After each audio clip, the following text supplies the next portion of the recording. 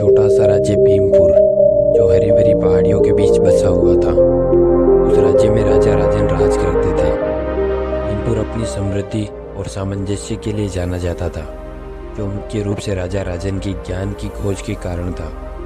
एक दिन उस राज्य में यह खबर आग की तरह फैल गई। एक प्रसिद्ध संत जो अपने गहरे ज्ञान के लिए जाने जाते थे, वे भीमपुर आने वाले थे। सभी लोग उत्साह से भरे हुए थे और राजा अपनी खुशी को छिपा नहीं पा रहे थे। संत चुपचाप आए और राजा से अकेले में मिलने का निर्णय लिया। राजा राजन ने झुककर संत का अभिवादन किया। गुरुजी, आपका यहाँ आना हमारे लिए आशीर्वाद है। मैं चाहता हूँ कि मेरे पूरे राज्य को आपके ज्ञान का लाभ मिले। संत ने धीरे से मुस्कुराते हुए एक चुनौती दी।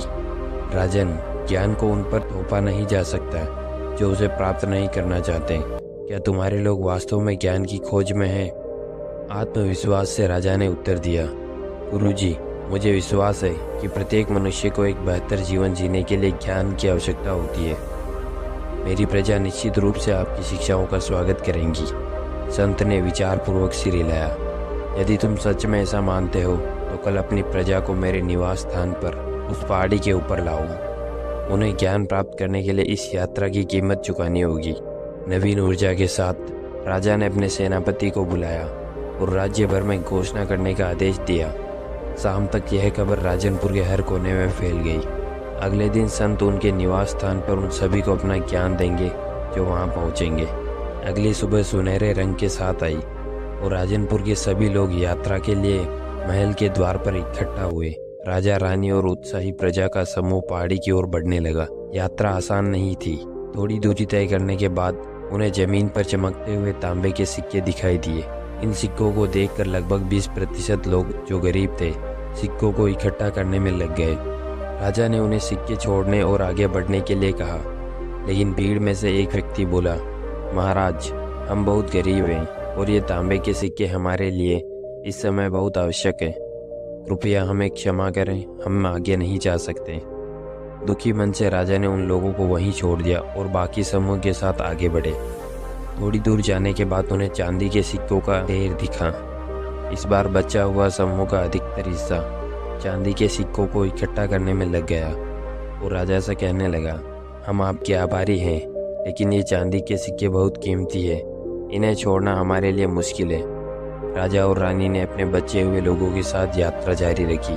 पहाड़ी के नज़दीक पहुंचते ही उन्हें सोने के सिक्कों का ढेर दिखाई दिया। इस दृश्य को देखकर बाकी बचे लोग भी पागल हो गए और सोने के सिक्कों को इकट्ठा करने में लगे। अब सिर्फ राजा और रानी ही बचे थे जो पहाड़ी की ओर बढ़ रहे थे। जैसे ही वह पहाड़ी के करीब पहुंचे, उन्होंने रास्ते में चमकते हुए हीरे के आभूषण देखे। रानी उन आभूषणों को देख और राजा से कहा, मुझे क्षमा करें महाराज, लेकिन मैं इन्हें छोड़ नहीं सकती। दृढ़ निश्चय के साथ राजा राजन अकेले ही आगे बढ़े। वह आश्रम तक पहुंचे, थके हुए लेकिन संकल्पित। संत ने उनका गर्म जोशी से स्वागत किया और कहा, राजा, आपकी प्रजा कहाँ है?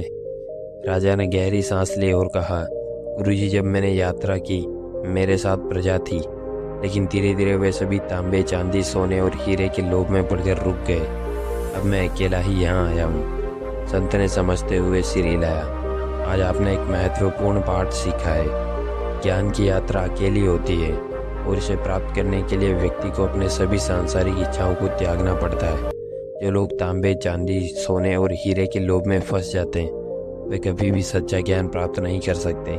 राजा राजन ने हाथ जोड़कर गुरुजी का धन्यवाद किया और कहा, गुरुजी, अब मुझे समझ आ गया कि आपने यह परीक्षा क्यों रखी। आपने मुझे यह सिखाने का प्रयास किया कि जो व्यक्ति धन के लोभ में फंस जाता है, वह कभी ज्ञान की ओर बढ़ ही नहीं सकता।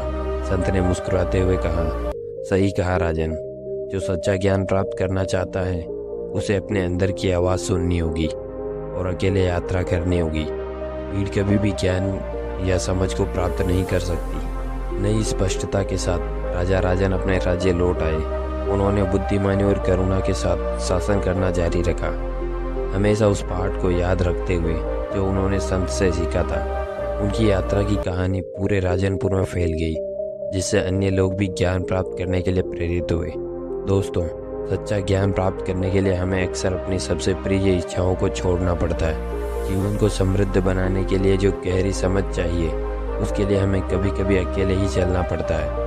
याद रखें, जो लोग अपनी तत्कालिक इच्छाओं से ऊपर उठ सकते हैं और एक उच्च सत्य की खोज कर सकते हैं, वे ही सच्चे ज्ञान और समझ को प्राप्त कर सकते हैं। दोस्तों, वीडियो पसंद आई हो तो वीडियो को लाइक, शेयर और चैनल को सब्सक्राइब जरूर कर लेना। और वीडियो पूरा देखने के लिए थैंक यू सो मच।